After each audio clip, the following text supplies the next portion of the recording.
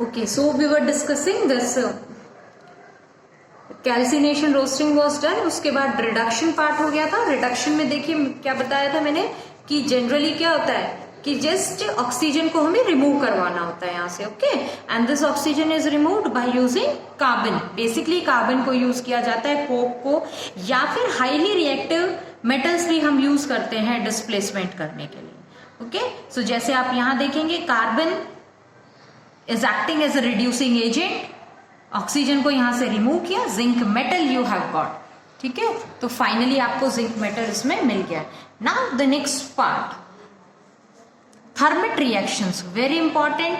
Thermite reactions क्या होती हैं? Reaction of iron oxide with aluminium, okay.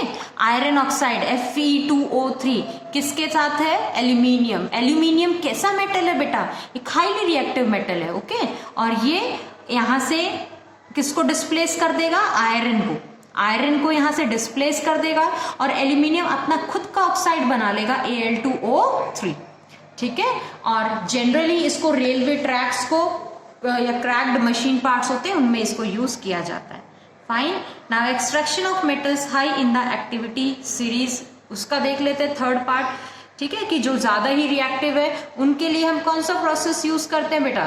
उसके लिए यूज किया जाता है इलेक्ट्रोलाइसिस, जैसे कि NaCl है, ठीक है। तो NaCl में से अगर हमें सोडियम मेटल एक्सट्रैक्ट आउट करना है तो उसको किस प्रोसेस से किया जाएगा? इलेक्ट्रोलाइसिस प्रोसेस से।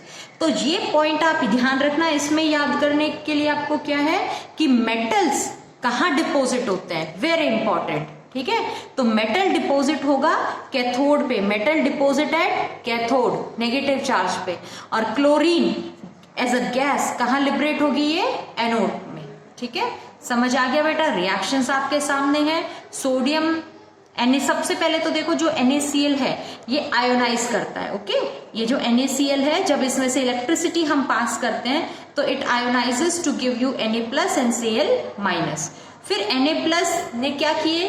इलेक्ट्रॉन गेन किया, सोडियम मेटल बना दिया। कहाँ बनाएगा? कैथोड पे, okay. Sodium metal deposit at the cathode and chlorine gas is liberated at anode, very important, again I am telling you, okay.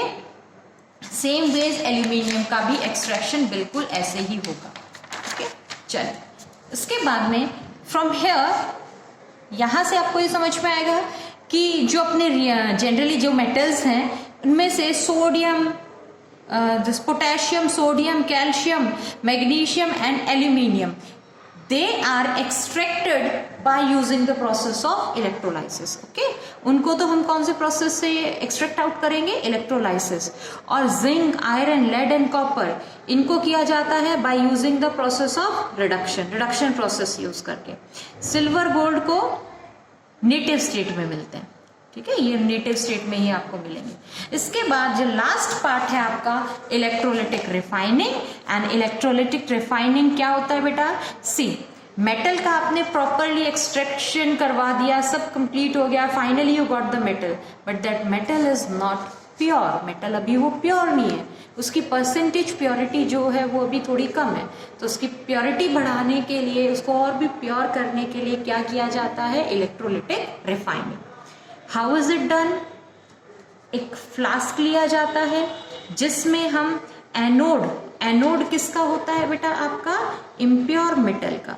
जो भी आप लें, जिस भी मेटल का रिफाइनिंग करवाना है तो वो इम्प्योर मेटल का बनेगा एनोड, एंड कैथोड पे डिपॉजिट होगा आपका प्योर मेटल, ठीक, fine.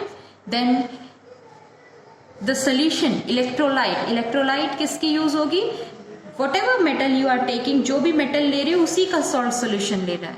Suppose if you have taken here copper, अगर आपने कॉपर मेटल लिया है तो ये आपका एनोड होगा इम्प्योर कॉपर का, कैथोड होगा प्योर कॉपर का, ओके, एंड सोल्यूशन हो जाएगी आपकी कॉपर सल्फेट।